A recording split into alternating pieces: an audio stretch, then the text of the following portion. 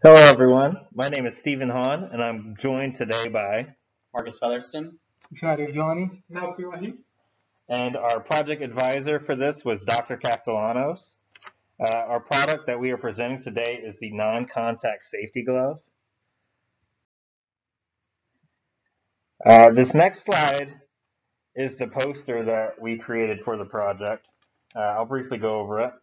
So the problem that we are looking to solve is the unnecessary injuries and casualties suffered due to accidental electric shock. These accidents do frequently occur, which is why safety is number one in today's industries. Our glove will be able to monitor current levels by using a thermal camera and will be able to probe for voltages by sensing the electric field produced by those voltages. We hope that the ease of use of our glove will allow for it to be the next generation of safety equipment for engineers and technicians. Our entire design is made up of all components mounted on the electrically resistant glove. Our mounting items were designed by us in SolidWorks, but unfortunately, due to COVID-19, we were unable to gain access to the lab to 3D print them. So instead, Mofty carved out our box out of styrofoam by hand. The furthest right image on the screen is actually our PCB in that box. Our block and circuit diagrams show how the device will work. The photos on the right were taken during one of the testing phases. Speaking of testing phases, there were 3 phases that we did do all the testing in. In phase 1, we tested the data transfer. In phase 2, we had to make sure that the mounting was secure. But of course, we were a little bit more lax due to the design restrictions because of COVID-19, and we weren't able to 3D print our stuff. And then in phase 3, we made sure the data transfer was able to go over the Wi-Fi that was implemented. For analysis of our results, our testing requirements were met. Besides the probe breaking off of the board, we'll have to find a sturdier way to mount that in the future. Also, in the future, we could reduce the size of our design and improve the quality of the camera for an improved product when we go on to version 2. As you see here, 2 different cases of electrical shock. We got this information from OSHA, and it's located in Tampa, the cases. So we have 2 different cases. The first one was from Quality Building Controls. The technician was trying to fix the HVAC system controls, but he got electric shock. Second accident was on a plastic modeling machine. He was trying fixing lose of connection, and he got an electric shock. So talking about why it's this important to us, we are trying to improve our product to save these technicians from these incidents. Okay. As far as coding is concerned, there were 2 main devices. There was our PIC microprocessor and our Wi-Fi module, which was an Arduino. For our PIC microprocessor, we started with the system initialization, where we just set up the configuration for the UART and the GPIO pins and the I2C connection. And then after we did that, we waited a little bit of time in order for both the Wi-Fi module and the thermal camera to be ready to receive and send data. The thermal camera has a minimum of 1/10 of a second after boot time before it's ready to receive data. And after doing that, we configure the thermal sensor. We set it to 10 Hertz, and we read 2 thermistors in it, which give us the room temperature. With that data, we then start to routinely read from the temperature sensor, and we get an 8x8 grid of temperature values that it's pointing at, and we send those values to the Wi-Fi module, which sends them to the LCD. So our thermal sensor is capable of reading temperatures at a rate of 10 hertz. Those temperatures have a resolution of 1/4 of a degree Celsius, slightly less than half a degree Fahrenheit. And we use that data to send to our database via our Wi-Fi module. Our Wi-Fi module is an Arduino board, and if there's a Wi-Fi connection, we connect to it, and we automatically send this data to our MySQL server. We also calculate from the temperatures we read from the sensor, we're able to calculate the color based on how many degrees above room temperature it is. The greater the temperature is, the more red we put into it, and the less green and blue we put into the value. The LCD has 16 bits for colors. 6 of those are red, 5 are green, and 6 are blue.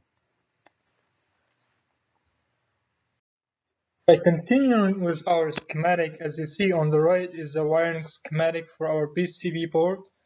On top left is 3 transistors connected to resistors. This is our voltage detector circuit, and it's connected directly to the 9 volt because we need a higher voltage to operate the circuit. The 9 volt, however, is connected to a switch to a diode, and the diode is used just to prevent any flow back to protect the circuit. And it's going to a voltage regulator that drops the voltage to 3.3 volts instead of the 9 volts, because we need the 3.3 volts because it's how the voltage that the microcontroller operates at. And then we move down to the microcontroller, which is we're using the BIC 18F45K50. This is the model that we're using, and it has an input connections coming from the thermal camera, and it's connected as an I2C. We also wired extra wires for programming of the chip, so we don't have to take the chip out of the board whenever we need to program it. We can program it directly when it's on the board. And we have an output. It's going out as UART connection, transfer and receive. This is going to the Arduino chip, which is connected to the LCD screen. That's where we display the data coming from the thermal cameras, as thermal images. On the left, this is a picture of the actual PCB with the components mounted on it. That's before we send it to manufacturer to print, and with all traces and how it's connected. For our 3D design, so we were planning to 3D print this, but because of the COVID-19, we were not able to do so. However, we just wanted to have an idea of what to expect from what we need. We need a small box just to hold all the components we have, of course, because it's mounted on the glove, so it has to be not heavy or not big. So it has to be as big as enough to hold all the materials we need. So the top of the box will have or will hold the LCD. Right next to it is a free space. This is for the lithium battery use. Down in the box, inside the box, we're gonna have our PCB board, and we have screws to mount it in it. Also, right next to it is a space for the 9 volt battery. We'll also connect a switch to it just to be able to operate the circuit on and off. For the opening and the side, this is just for the wires to go out without bending or adding any strength to the wire when we close the box. For our bill of materials, components are not expensive. However, it gave us a total of $230. Mainly, it's because of the thermal camera and the glove. The thermal camera, of course, we didn't choose the best because of the price. As we go with higher quality, higher resolutions, cost bumps very high. So we just found a good enough one for our prototype. And for the insulating glove, we have to follow standards for OSHA because it's a safety project, so we have to follow standards. So it has to be a voltage resistive glove, and also for technicians, if they use it in future, they will have to follow the standard for the high voltage resistive gloves. All the other components are not expensive, just small components for like resistors, voltage regulator, and the capacitor and such like that.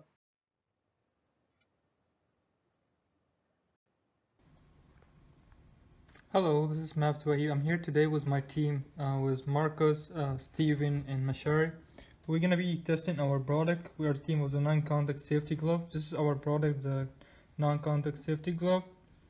We can, as you see, we have the LCD showing the thermal images.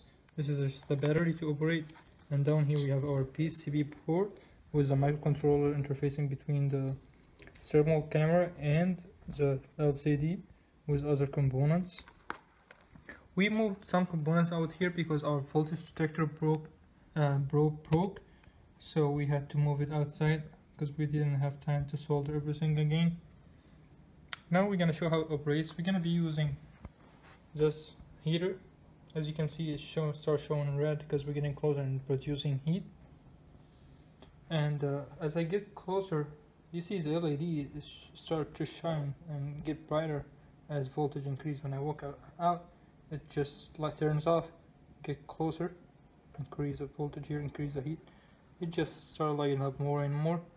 And here thermal images are reducing based on the heat coming out of the heater, as you see right here.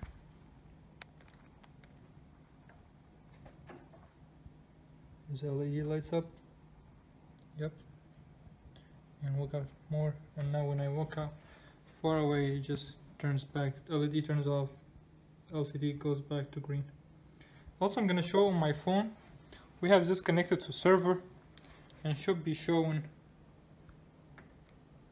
the values coming out of the thermal camera. You can see. This is a project. This is a server. We can just use the database that I'm going to. Database is temperatures.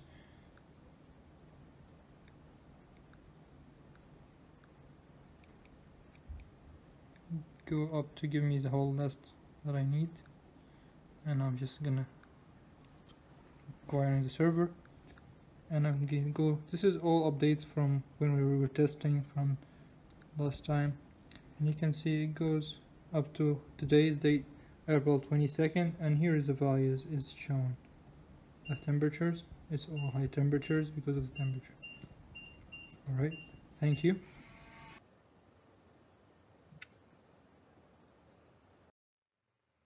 This is our group. My name is Mavdi Wahib. I was responsible for the scheduling, cost analysis, and the hardware design of the project, including the PCB design and the SolidWorks design, as I discussed before. And my name is Stephen Hahn. I gave the intro, and I was the team coordination leader and was responsible for test engineering as well. My name is Mishal Al-Johani. Management parts and general engineering. I was responsible about searching from OSHA department about the cases, and I was also building the voltage detector. Yes, I'm Marcus Featherston. I was the technical lead of the project, and I developed the software for both the Wi-Fi module and the PIC microprocessor. So this was in conclusion, that's our project for our senior project, this non-contact safety glove. As we care about safety, we're just making sure to have a product in a market where technicians can use it to stay safe while testing energized equipments. And also it's connected to server for management to be able to see if their employers are working towards standards and or working safely in the field. So that was mostly it. We just care about safety. We are engineers. We care about quality and safety first. That's why we designed this safety glove to be able to detect voltage and thermal images to provide if there's any current to avoid any technical incidents. Again, thank you for watching. And that was our project, the non-contact safety glove.